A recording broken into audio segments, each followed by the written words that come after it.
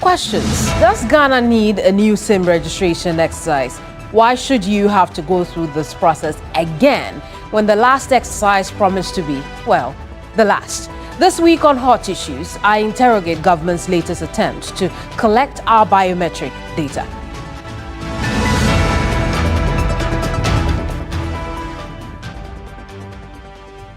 I am Kemini Amano, and today I sit down with the Director General of the National Communication Authority, the regulator of the telecommunication ecosystem, in his first interview on SIM registration exercise. My guest is Engineer Edmund Irinchi Fianco.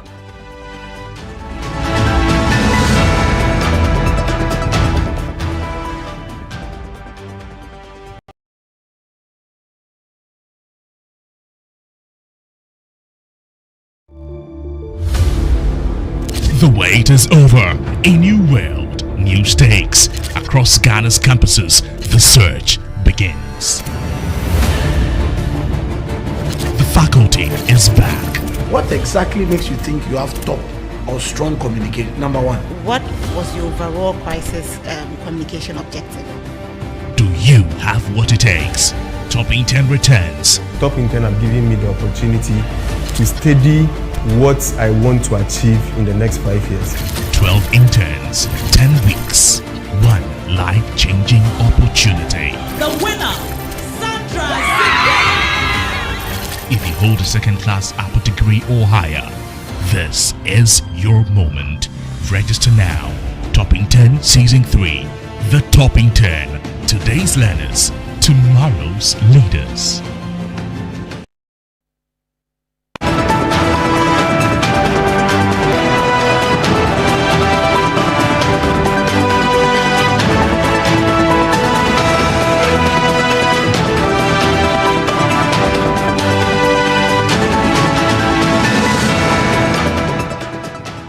Reverend, you're welcome to Hot Issues. Thank you. This new SIM registration exercise, you say, is meant to fix the shortcomings of the previous exercise. What exactly are we fixing? Okay, thank you. The last exercise was supposed to ensure that we could confidently identify the individual registering a number. There were 2 stages of verification that were supposed to be done. So the first stage was to verify the card. If the details, primary details like the PIN, as in the Ghana card number, matched with the name of the person and their date of birth. So that was done. However, we couldn't verify that the person who brought the card is the actual owner of the card. How so? So I'm saying, so the second stage, which was part of the plan but was not done, was for a biometric verification, which was to now match the face and then the fingerprint. That one, even though the details were captured, they were never compared to what NIA had in their database. So the second phase of the validation did not happen, and for that reason, you cannot tell that the person who brought the card is the actual owner of the card. And in some cases, we also found that some cards were fake, because we had instances here. You were at the press briefing. We showed on one of the slides 2 cards. Date of birth is the same, PIN is the same, the name is the same, but different photos. Was that a fake ID, or So it was one just of people? them should be fake. I mean, it's not possible. Or it could be coincidence No, that it's not possible for the same PIN, because you see the PIN is a unique identifier. Okay. Assuming you both have, assuming by coincidence you have the same name, you should still have different card numbers. But if the card number is the same, it must belong to one person. Okay. You get me? So these are things that we discovered from the last registration. How many of such discoveries did you make? I'm not, because we haven't done an exhaustive audit. We just took a sample, okay, to check. Typically to decide whether to go or not to go, we had to take a sample. So we took a very small sample of 2 million, or a little of 2.3 million registrations, and that's what we found. That even with the facial matches, only 81 of that sample. Yeah. When you expand the sample, the percentages could either go down or go up. You get me? It is not a representative sample also because it's very small compared to the total number of registrations that were carried out. So at least that confirmed that there were true issues with the existing database that needed to be cleaned up. And that is the reason why we had to take a holistic look at how to do that. But the same sample you refer to, you tell us was about 81% successful with facial facial matches, yes, right? But not for fingerprints, which is scored 0. Yeah. And so if you have the facial match, the concern or the argument people are making is, why then do we have to do it all over again? Because you still have biometric information. Yeah. So when the last registration started, there was no liveness check. What I mean by that is that the system should also check if it's just a still photo or a real human being who is taking, you get me? Now, along the way, when now we noticed that some, fraud was going on, right. That was when the liveness check was introduced in the last process. But mind you, the process had gone almost halfway. You get me? So what it means is that inside the current database are people who may have just registered with their still photo. They themselves may not have, been subjected to the liveness check. So, I mean, we had quite some debate internally. People think that we come out with this thing, but behind the scenes, there's been very hot debates about, why don't we just, because remember, one of the mandates we have in this new process is to ensure that it's convenient. So one of the ways to ensure convenience, like you suggest, was to just limit it to, only those that didn't have the facial match. But then we found that, look, we still have the risk of importing registrations that may still be problematic because and we don't have a way of telling which ones were subjected to liveliness check and which ones were not. Why? I'm saying that it was introduced along the way. You get me? You start a process, like the very first registration in 2010, 2011, there was no verification of IDs at all until we had gone quite far. So in that case, the registration you have, there were some that you verified. That's why... Which is what we try to cure. And do everything again. So the last time, if we had done the biometric verification the last time, because that's one, for example, even if you took a photo, your fingerprints would have still been captured, and then would have verified against the NIA database. Okay. So I'll take you up on a few things that you have said. But the former communications minister agrees with you that the second stage was the challenge, the biometric verification. Not done at all. Yes, it was a challenge because of concerns with the NIA at the time, right? But then she goes on to say that it did not prevent them from compiling a comprehensive database of all activated SIMs in the country. Now, she says that database is hosted securely by the National Electronic Transaction Regulator, NITA, in the National Data Center. Yes. So the question is, why are we not working with that database? But well, how do you think we did the sampling that we did? That database is there. We are saying that we are not convinced that there's a single source of truth for the IDs in there for the reasons that I earlier outlined. No, but that's a fair question you ask me, right? And my response to that will be, if you do you consider the 81% in facial match a success? I wouldn't want to approach it that way. Okay. It's not a function of success or not. It's about. But we want to know if the data it performs. No, it's the integrity of the database. Okay. So you are trying to mitigate risk, okay, of relying on data that is not. The last time when it was done, the former minister that you referenced cited a case where even her own photo, okay, or her own name had been used to register a SIM. That is not hers, okay, which convinced her that we had to cure this. And I'm telling you that in assessing this one, we took a sample, not the entire, it wasn't a census, it was a sample. And we found that randomly selected sample gave you facial match of 81%. Yeah. You are telling us that was not success, and it tells you that the data. See, hang on. That the data you collected has no integrity. You see, I haven't said I'm an engineer. Okay. I don't speak in those terms. Okay, I'm just saying that we have found defects. Okay. If you are comfortable that, assuming, I mean, like I said, if we expand the sample size, it could either shrink or expand. I mean, we could end up with 70-30. If you are comfortable that you are not sure about 30% of data, it's okay. If you are comfortable. So I'm saying it's not a function of, it's not a school exam. I don't think it's a matter of my comfort. It's a matter of why we think that instead of building on what we have already, we should start afresh. And the Ghanaian people are trying to understand that. And I'm explaining to you that, so there are questions that we are answering. We answered question 1. Right. Even the last time, there was a question 2 that we didn't answer. Correct. And as a result, we have things in the database that we are uncertain of. Okay. To what extent is the current data flawed? I've identified the flaws that are in there. I understand what you're saying. Number one, you tell us we have about 40 million active SIMs in our system. You took a sample of 2.3 million. Yeah. And remember, it's a very small sample. I absolutely understand. So to what extent do you tell us that that data is flawed to the extent that we need to do the exercise properly and all over again?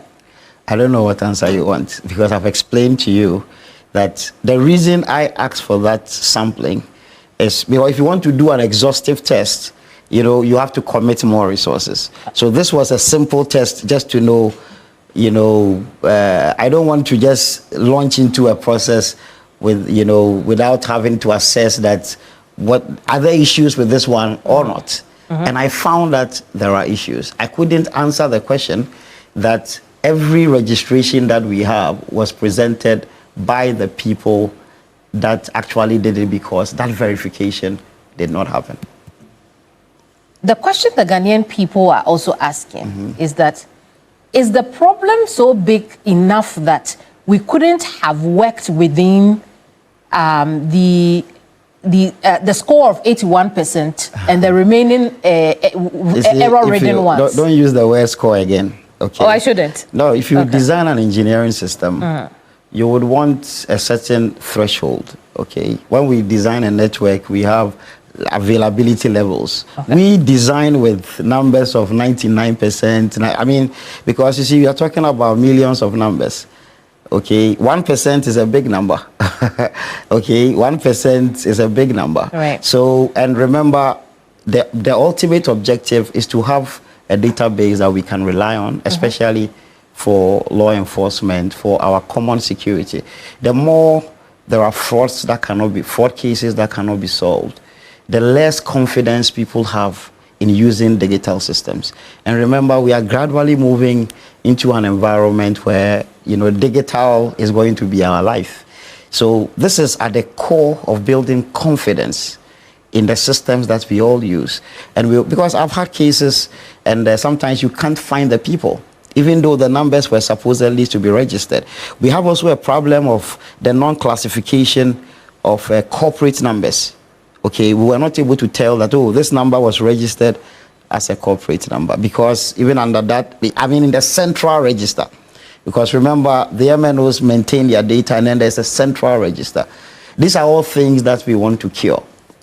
Another thing that we are introducing that wasn't there before, that even if we kept, we didn't intend to replace it, it meant everybody still had to do something, is the introduction of the primary number for people to confirm. Previously, we had an issue of agents and things using other people's IDs to register numbers without their knowledge. Right. There has even been a recent court judgment on this issue, because somebody took an operator and the NCA to court that their privacy was breached because their ID was used to register.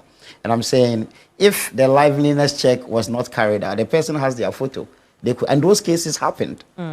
So we can't tell which ones in the current register are those cases.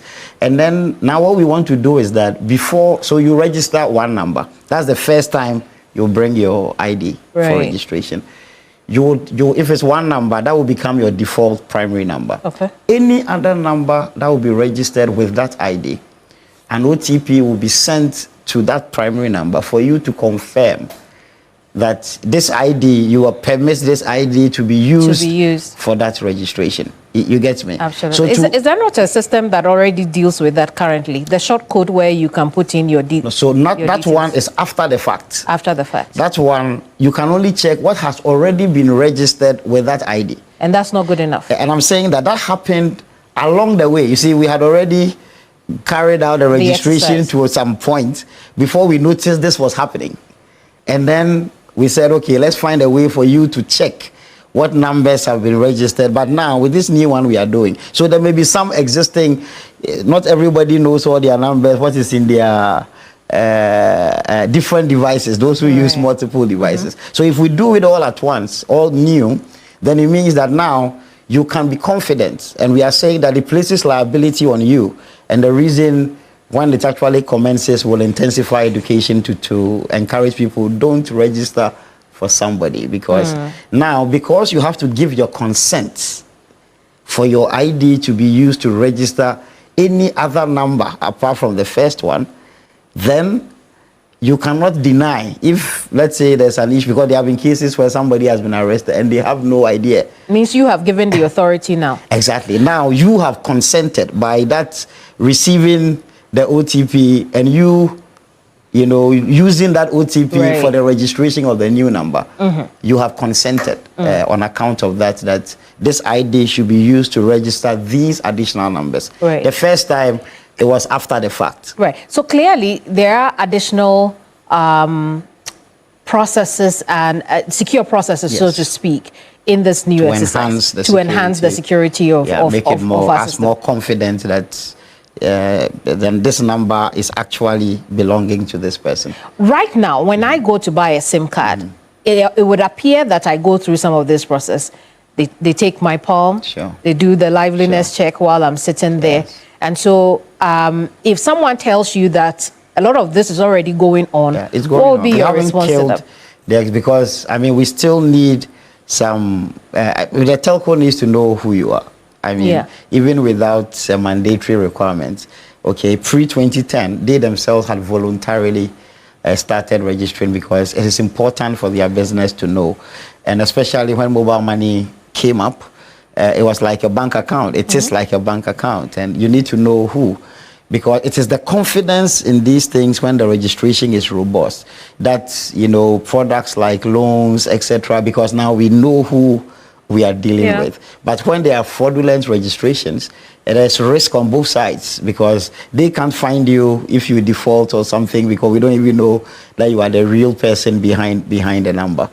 So if the telcos are already able to do this thing that you have described, why do we need a third party to come in the fray for the mass exercise? So it is because of the central register. So everybody does their own. But what it meant is that if somebody did something here, you can't ensure that you've dealt with that person across all networks. So it is because government wants to own the data? Well, I wouldn't say government wants to own the data, but it is important. The industry itself agrees that it is helpful to have that central database, which is one of the things that the LI is providing for now. Right now, when the telcos collect the data, does it not feed into the central database? Yeah, today it is, but I'm saying that's the one that we are trying to clean up with this new process. No, my question is not around the cleanup. My question is the involvement of a third party at this point, right? Because the telcos use third parties. Everybody uses. No, if you want to have a solution. What we'll be doing now for the mass exercise is to have a single third party. No. Or how many third parties do you plan to use? Let me explain to you. Let me explain to you. So there's also a third party in what was done the last time. Absolutely. it is what that person does is to be the one providing the platform. So somebody has to develop the platform to technically implement all the rules we are writing down, and to ensure that all the processes we have outlined are seamlessly being carried out. So somebody has to build an application, you know, etc. It is that developer who is what everybody is calling referring to the as third the party. third I'm saying that if any MNO is doing that themselves, most likely, I mean, if you have in-house development capacity to do everything speedily, you wouldn't outsource. But most of them, the apps that you are using on different platforms, they have you don't have to know who the person is. You get me? But I mean, the standard corporate practice that you will commission somebody to provide you a service. What is it that a third party will do that the NCA cannot instruct the telcos to do because they have already started so the I'm process? saying that it's a central platform But that doesn't belong to any one of them.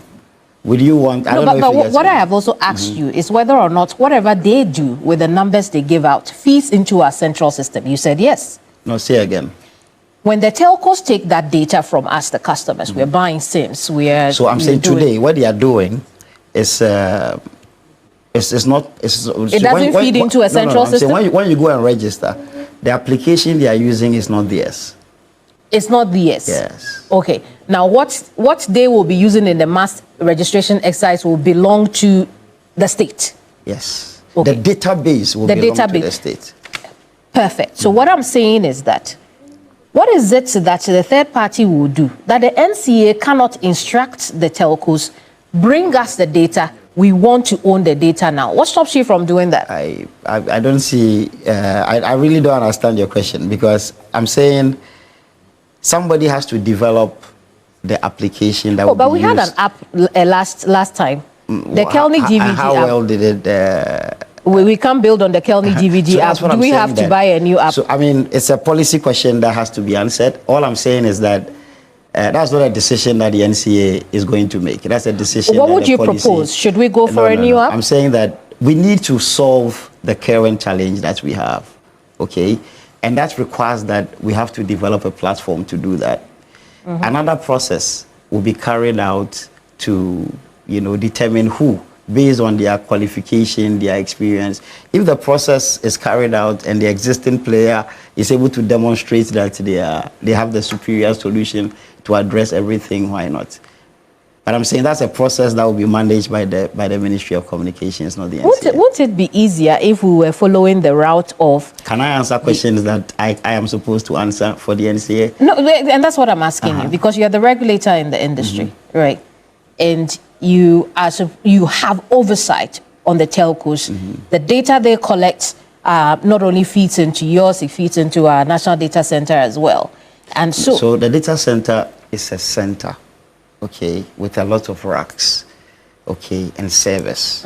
So when we say something is at a data center, it means that somebody has loaded, and they may have a service that you can rent, or you can also send your own server, and the database will sit on that server. The data center is real estate. It's not the active thing. I don't know if you get me. They are providing power, ensuring that it doesn't go down, etc. It's not like a place where, I don't know if you get what I'm trying to explain. I get what you're trying to explain, but then it begs the question whether or not you're telling us, the Ghanaian people, that the NCA, our national data center, you do not have the capacity to undertake this exercise without the third There are party. many data centers in Ghana. I'm saying data center business is real estate. Whatever you put on your server in the database, in the data center, is like the banks, they are using the data center. The telcos some of them have their own data centers. I don't know if you get me. So it is not about, that is just the physical place where the thing is. But the platform, okay, you have to design it with the required fields, etc. Build the integration between the NIA and your platform so that these things happen. So what you go and do and happens in a few seconds, there is something behind that is making all that happen. And I'm saying somebody must build it. And Which is what the third party will do. Exactly. But then that person must be selected through. So normally what we would determine is the technical requirements. Okay, we want the system to do 1, 2, 3, 4, 5, 6. and the person who does it must be able to deliver A, B, C, D, E.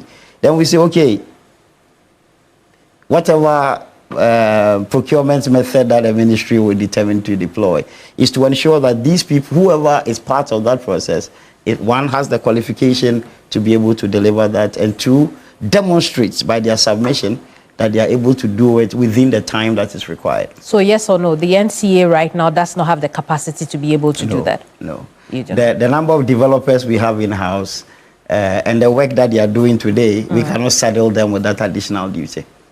A few things that you plan to do under the new exercise. You want to cap the number of SIM cards that each person has or is able to acquire. What's the thinking behind that? Okay, so that's also being discussed. The reason is that the people who are committing fraud, they are a bit, you see, if you get a SIM and it's blocked, but you know you can keep getting more. I mean, it doesn't constrain you. We want to constrain the bad people, okay, by putting a cap, so that now if you have to, go beyond that, you have to have, go through additional processes before you can exceed that number. So it's important that, all well-meaning people who are interested in this process, right now, the LI is yet to go to Parliament. All these things are things that are being discussed among the stakeholders. Okay, why 10? Why not 5? Why not 11? Why? I mean, you get me. Or why not uncap it? Why not? But I mean, that was the situation before. The last process, it was announced that the cap was 10. But in the central register, it was not enforced. Okay, so a telco will cap at 10, but it means that you could get 10, 10, 10. That is 30. You get me? But if it is being controlled from the central register, then when you hit 10 across board, yeah, but I'm saying that that is something that is being discussed. I don't know what we'll finally settle on.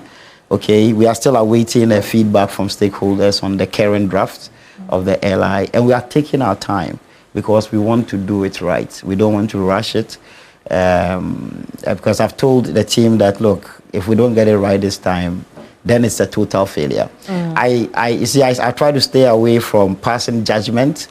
People try, you see, when you are in leadership, people try to do the best they can do within the constraints at the time.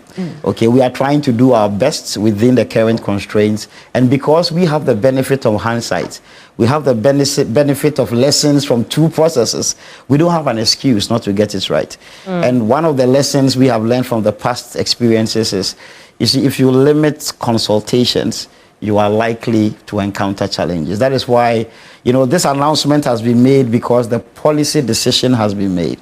But the actual implementation, we are taking our time. As much as we want to do it quickly, we are making sure that, we find a fine balance between, the rapid deployment and the accuracy. And the first thing we want to get right is the enabling legislation. And that is why we started from last year to revise the LI. We extended the time for comments. Okay, we have had an engaged stakeholder workshop with the people that sent comments. We have given them time again to have a second look at the updated draft. And we will take the comments. If it requires us to engage again, we will. If we see that there is more or less agreement around all the pending thorny issues, then we'll move it forward. So the way it works is that the NCA would then send a recommendation, a policy recommendation to the ministry. Then they would now have their final review of it, work with the Attorney General, and then lay it in Parliament. And it's likely we may miss this sitting of Parliament.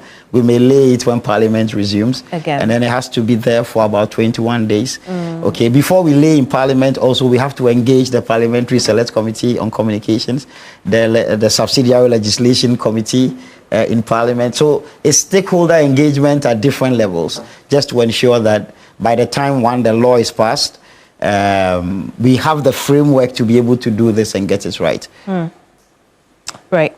So tell me, top of the agenda for this new exercise is convenience. Yes. And we have been told that we can use our smartphones from the comfort or from it's our a requirement, yeah. Absolutely. That appeared to have been the idea for the GH SIM registration app as well, which was run by Kelny GVG. What is the status of that app today? I can't answer that. We are not right now. The registration is being done by the MNOs. When I came in, became Director General, there was even a rift between. I won't say a rift. There's a contractual issue between the MNOs and Kelme GVG, which I've recently been able to mediate, so that to solve historical commercial issues between the parties. What do you mean by historical commercial issues? Because I mean, somebody wasn't getting paid. Kelme GVG wasn't getting paid. But I mean, it's now. You have paid them now. We are not supposed to pay them. I'm saying it's between the MNOs the parties. But right. There was a dispute in terms of certain agreements and how expectations were at the time. But we now have a resolution. I prefer it's a commercial issue between them. Who owns that app today? It's the platform provider. The platform provider owns it. Yeah. It means that if the platform provider does not make it available for this exercise, you can't use it. We don't need that. I'm saying that we intend to deploy. But tell me why you don't need it.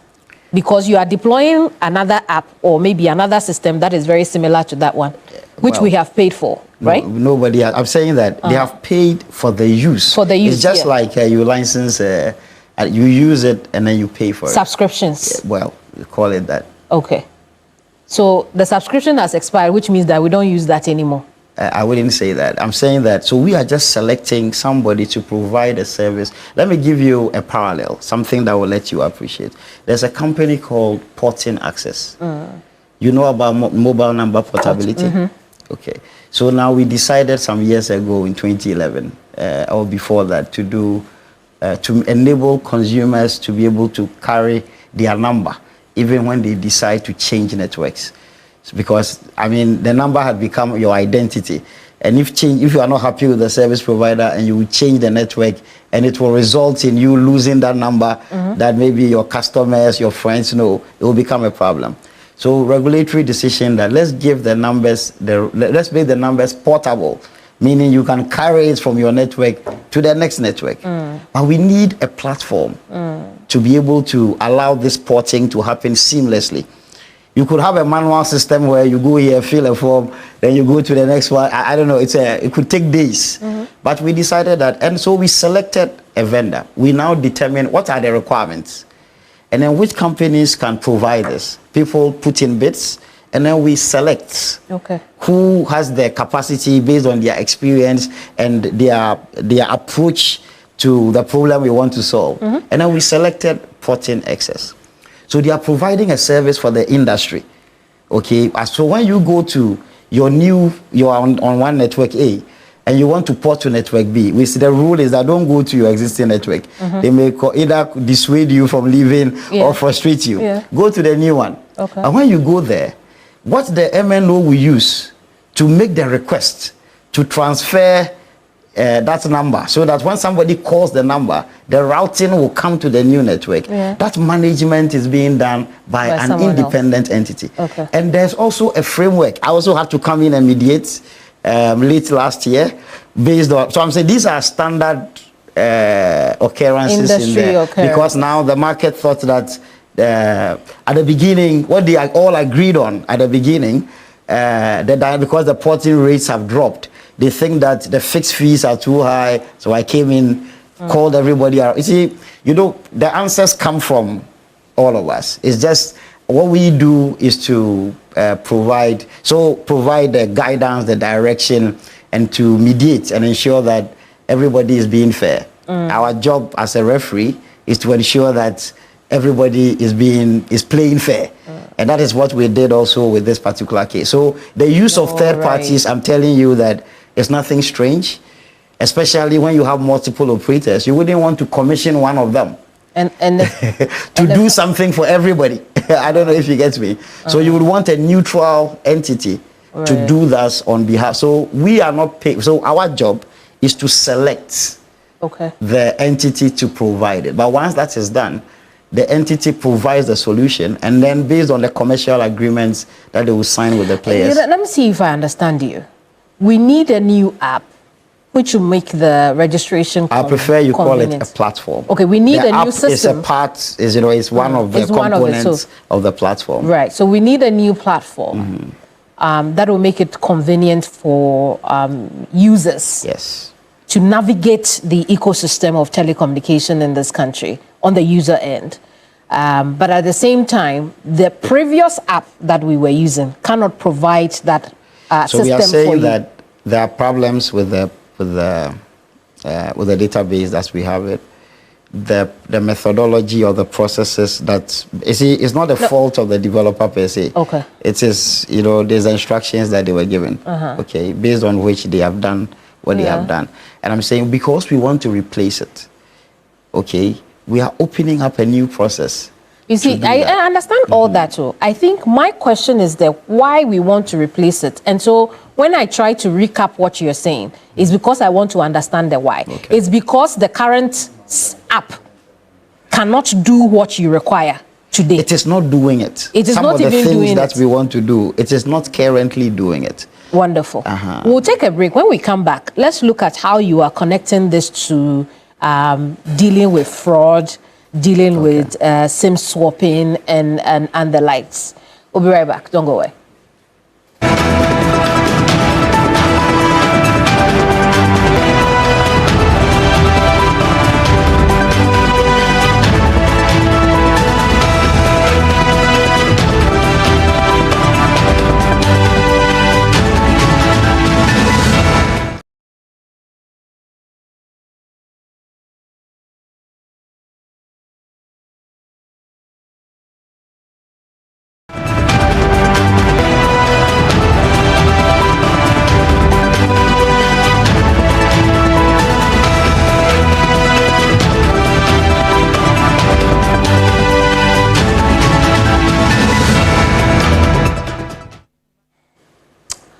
My guest on Hot Issues is Engineer Edmond Yirinchi Fianco. He is the Director General of the National Communications Authority. Again, Reverend, thank you so much for your time today. I want to talk about the linkages once you have the consumer data. You say that you even link it to the device the person is using. The question about surveillance control and privacy protection comes into play. How do you assure the Ghanaian people or the Ghanaian public that this is not about control, that this is not about surveillance? Okay, I'm a mobile user. Okay, I wouldn't build a system that I think will also create problems for me. I wouldn't be in this position forever. You understand? So I wouldn't build a solution that will hurt me or my family tomorrow.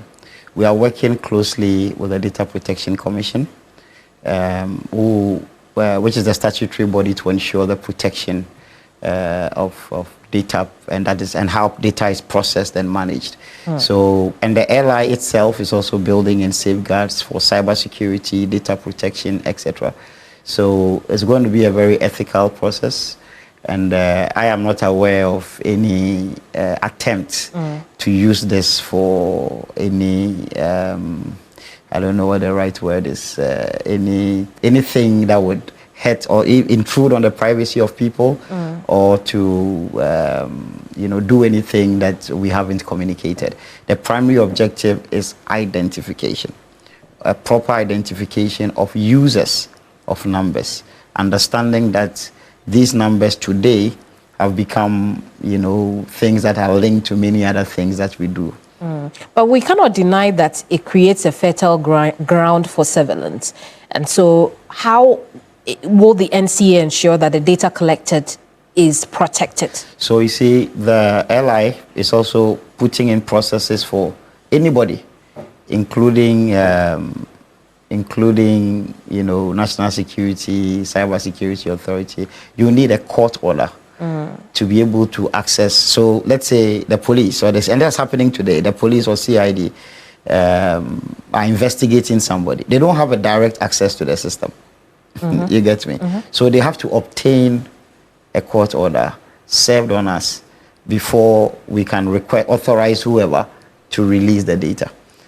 How is this different from the current Central Equipment Identity Register? There is no Central Equipment Identity Register today. At all? No. We don't have an attempt. Okay. There was an attempt under the last process to build one. Okay, only one MNO connected to it and was submitting a triplet. So I mean, it's not a central register. And there were some MNOs that even had a challenge with their own EIRs. We are trying to ensure that this time we address all that.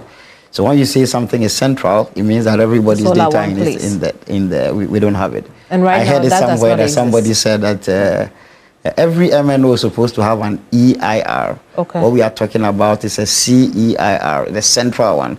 And I can say that on authority, that there's nothing like that in operations today. At the moment. Even though it was conceived and an attempt was made, there were some trials that were done, but we couldn't reach the point where we can say, okay, we have this, and that can be used for that purpose. The issue of what then will happen to the flawed data at the data center now has come up. What would you do with it? So we'll have a transition period. Okay. Like I said, we have been quite reserved because we are not yet at the point where we are ready to announce a start date. But before we announce a start date, we will also be clear about the transition provisions. Okay, and those are provisions that will ensure that, one, there is no data loss, and then number two, whatever data has already been collected is properly processed. Okay, and if once we complete the new exercise, because you want to complete the new exercise first with the platform will be ready for new registrations, and then now all the existing registrations, we have to take the people through, and ensure that now we have covered, the numbers that we need to cover. Okay, and that transitional provision would deal with how we treat what used to exist. I see. Cost is also another question that has been raised. Fairly recently, we've learned that the MNOs will bear the cost of this exercise. But the MNOs say that they have no idea. Yeah. So like I mentioned, we are still in early days. Okay. The policy decision has been made, as the minister has announced. We are working on a legislative framework. The next phase is to now go through, agree on the technical specifications, and then select the platform provider, whoever the platform provider would be. Then as part of that process, when, and it's a standard process in these technical services. So they will now say, okay, to provide you this solution, because they will have to use certain assumptions that, okay, we have to process this number of data over this period of time, and these are the resources we need to do that, and this will be our cost. Okay, and then we will negotiate at that point. Because we are not there, I can't comment on what it will cost. How it's going and to the MNOs will be involved. In fact, they know from the historic, like I've given you the example of mobile number portability, even the past, this KWM platform that is being used, there's also, whenever there is a... So just so we understand the issue of costing, there will be no taxpayer CDs in this exercise? No. At all? The taxpayer will listen, not bear any cost? We, as the NCA, we have a mandate in this, apart from our regular work of providing regulation, we also do consumer education. Okay, if we put together an infomercial or and we bring it to TV3, you will require us to pay something. That's how you make money. Okay, right. And national processes. Okay, the state also spends on all of you. We will work with GIBA. We'll work with GBC. Airtime is not free.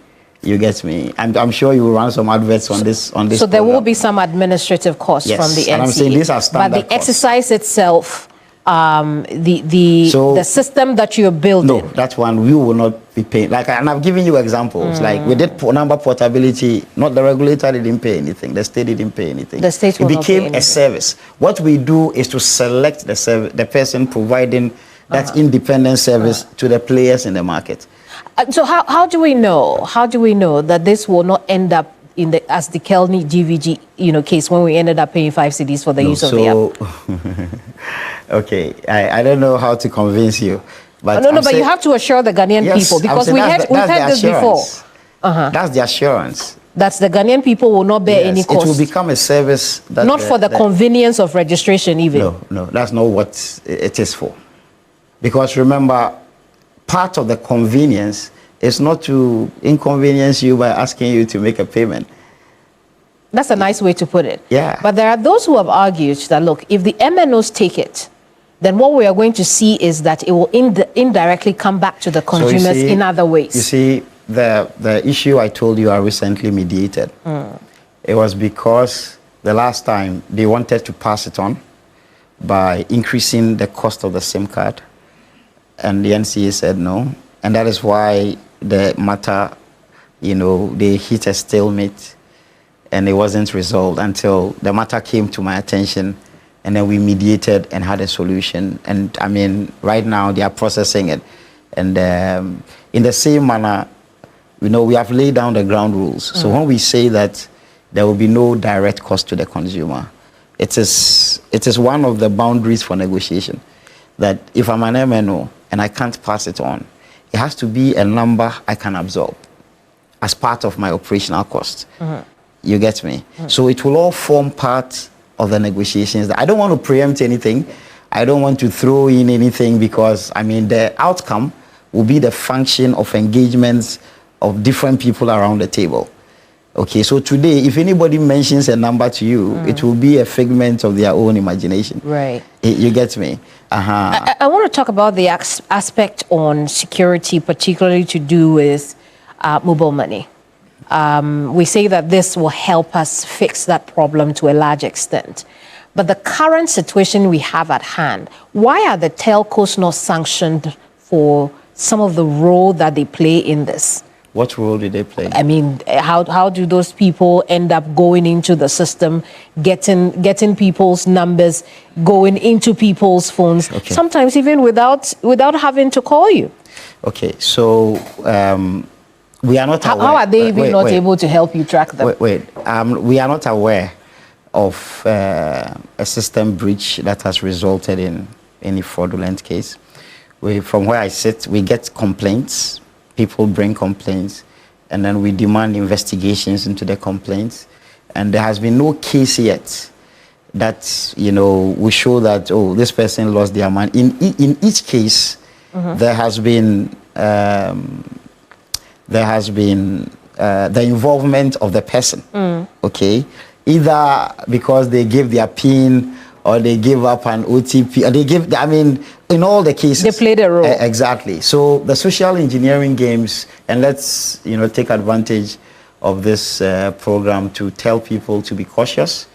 People would exploit, they are smart, they will exploit our social vulnerabilities. Like one of the stories that one of my consumer people told that now somebody took over her in-laws WhatsApp account and then sent messages to a number of people. But if I can, I said, let's take the opportunity just to... Oh, it is part of it, because there are those who believe that, look, some of these people are working with people inside the telcos. Okay, so that's why I'm saying that we need to prove that. Okay. We need to prove that. And part of the LI that we have is also to put some liabilities that under certain... So, I mean, these things are well discussed, that when should a liability to be placed on the telco and when is it on the individual. Yeah. One of the complaints that medical doctor sent recently, and let me say that the public must know that the NCA is not the regulator for mobile money. It is a digital financial service regulated by the Bank of Ghana. But all the complaints come to you? All the complaints come to, even if they don't pay fees to me, at least not yet. I'm thinking about that. But I mean, because we know because they came out of, and legally they are distinct companies now. Okay, but because they came out of the MNOs, everybody, refers. And I mean, we don't discount them. We still, request for investigations, and we seek, redress on their behalf. But this new system or new registration that we want to do, we hope it cures this. How? So I'm saying that the only problem that will solve, it doesn't solve the social engineering part. What it does is that should it happen, okay, unfortunately, we can now tell that this is the true identity of the person. We have had cases where somebody has been arrested, and you can find from interrogation that, one, they don't own the number, as in they don't have the number, it's not in their possession. And then number two, they have no idea about what has happened. But then their ID was used to register the number. That is the problem we want to solve with this. That's the process we are designing now. If your ID is actually linked to that number, you can't claim not to know. And I mean, if you are now held liable, you don't have any legal loophole to, you know, to escape. Right. And what that is going to do is that, you know, it means that if we find that the number was actually used for a fraudulent case, then that individual indeed wouldn't have a defense, and hopefully they can be successfully prosecuted. I see. Does the NCA consider that it's expensive to make calls and use data in this country? It's a relative term when you say expensive. The industry is providing a very valuable service, and behind that service that we are all using is a lot of investments.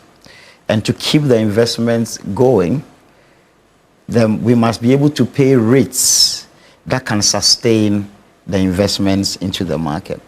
You know, last year, working with the minister in the industry, and based mainly on the improvements in the macroeconomic environment, we were able to get some, you know, improved data bundles for the people of Ghana. I wouldn't, if I'm a consumer also, we would like to pay as little as possible. Okay, when I put on my regulatory hat, my job is a balancing act. The balance between, you know, affordability and fairness in pricing, and also a reasonable return on investment, because that is the only way we can maintain the service and keep improving it. And so today, our assessment, we don't have a reason to intervene in the tariff structure that is at play. In fact, there have even been calls and in certain instances that maybe we need to tweak certain things, because let me explain. In tweaking, what does that mean? No, I'm saying there have been calls, but I mean we have quelled some of those calls. In tweaking, as in increase let me explain to you. Every time a site is up, okay, and you run a broadcasting station, every time for the terrestrial network, every time your station is up, there's a site that is up, okay, it's consuming electricity. So every time electricity tariffs increase, every service provider, be it a broadcaster or a telecom provider, their costs has gone up. The second thing is that on every site, we will have, because when ECG goes off, the grid power goes off, we can't say that, oh, a doom light, the phone is to call off. We expect to call. Even how to complain to ECG, you will need a phone. You will. So we will have a battery bank that would hold the sites for the period that the power is off, and then transfer it to a genset, which uses fuel. You get me? Yeah. Every time fuel prices go up, the operational costs also goes up. And I'm saying that all these inputs, okay, they are trying to do, you know, make a number of the sites green, build solar. We don't have a special dispensation on green energy. But that's the balance between what we are paying and return on investment. Exactly. But what about the balance between what we pay and quality? What would the NCA say? So quality is also a function of the investments into the network. And what we've been doing with the network, one, at the beginning of this year, we have communicated to them that we are making the requirements more stringent than before. So in the past, parameters like call drop rate was 3%. What it meant was that the networks were allowed to let 3% of all calls drop. And you see, we are talking about millions of minutes of calls. That was the old threshold. Yeah. We have reduced it to 1%, meaning that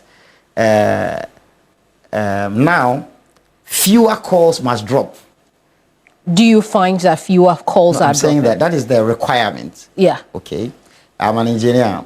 the way these things work is that you have a requirement and then you dimension your network to deliver. So if you sign a contract, let me use an example you can appreciate.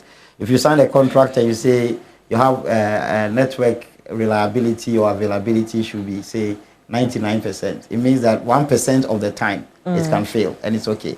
If you reduce it to 95%, it means that, or 97%, it means that 3% of the time it can fail. What this says is that because the requirement has changed, they have to put in more resources to make sure. It means capacity on some sites where they see that this site is often congested. I will fail before it was passing because it was 3%. Now, if I want to pass, I have to increase some resources on this site to make sure that I can process more calls without them failing, Right. so that I can meet the requirement. So once we signal, the reasonable thing to do is to give them some time for them to now begin to conform to the new How requirement. much time did you give them? So what we've communicated is that first quarter measurement is going to be baseline. We won't sanction anybody, even if you don't meet the new one. You've had 2 first quarters already, so which one are we talking about? This is first quarter. It Yes, ends, no, but you had a first quarter in 2025 as well. That's why I wanted to we clarify. communicated this year. This year. These new parameters are this year. This year, okay. Yeah. You know, we released a statement, I think in February. Okay. Yeah, early February. We announced that these are now in force. Okay. Okay, and it's a number of requirements. So this is one of them. Before, we didn't have a requirement for call connection success rate. It didn't exist at all. So if you call and it doesn't connect, there's no measure. I see. Okay, now we have introduced a new measure that, you know, a certain percent, 95% of calls must connect. Must connect. Okay, and so you say you're giving them up to when to be able to comply? so now it's in force, but we are saying that we won't sanction because Okay. we understand how things work. So first quarter we'll carry out our regular measurements, but we won't sanction. What we do is that we share the data with them, what we find, and then by third quarter, meaning that they've had about 6 months to be able to work on this. You get me? Then now that it will be more stricter in terms of now when you fail, you have to answer for it. Our inclination, you know, maybe it may excite people that we have because most of them are fines. Okay? Right. But it doesn't necessarily. That is not objective. Is not to raise revenue from fining people. Our objective is to drive them to improve the service. So efficiency. So in some cases, we can understand why maybe a certain problem occurred. For example, and the public needs to know that fiber cuts affect network quality, especially data services, a lot. Because all the single sites, for it to be a network, every single site is linked. So whatever is happening here must be transmitted, you know, to the network. Okay, I'm trying to keep it as simple as possible. So if a fiber is linking this site and it is cut, it disconnects the site. Absolutely. In engineering design, we have redundancy. There will be a microwave radio that will do it, but then the capacity of the radio is smaller compared to the capacity of the fiber. that one. So what it means is that it will have an impact on the traffic routing from that site. We try to build this in rings, but sometimes the cuts happen. There's cut here, and you don't have anywhere to route it. Yeah. So if assuming there was a service deterioration, but it was because of something they couldn't control. Yeah. Okay. How do we mitigate that, the cutting? Because Exactly. we experienced that last year. It's the biggest. I mean, it's the biggest concern the industry has, because it's also a cost issue because they have to go and repair it, and a lot of the road construction that is going on is, you know, we want the roads, but it has to be done in an orderly way. We have maps. When they go for right of way, they are, because we have maps that we've been that are available. There are some roads that were done very well. I remember when the N1 construction was going on, there was good consultations. Some MNOs had to go and relocate their cables. So when that is done orderly, it doesn't result in service deterioration. And we want to encourage all our other stakeholders, highways authority, urban roads, feeder roads, that the contractors should be sensitized. In the review of our current legislation, we want to make it punishable for somebody to cut any electronic communications system. Anywhere at all. Yeah. What's happened to Ghana's efforts towards 5G? I don't know what you mean. Do we have 5G now? Commercially, no. So what's happened with all So our efforts towards... a wholesale provider was licensed to provide a wholesale service to the MNOs. Okay. Recently, they have lighted some sites. They've tested them. What is left on that one, okay, is for the MNOs to complete their own integration into that one and make it commercially available. On the back of that, we are also working on introducing competition into that space. We think that a competition will enhance both the speed and the widespread availability and increase the investment into that sector. Reverend, thank you so much for sitting down with us. Thank you. It's a shame this is all the time we have. It came so quickly, but I appreciate your time with us. My pleasure.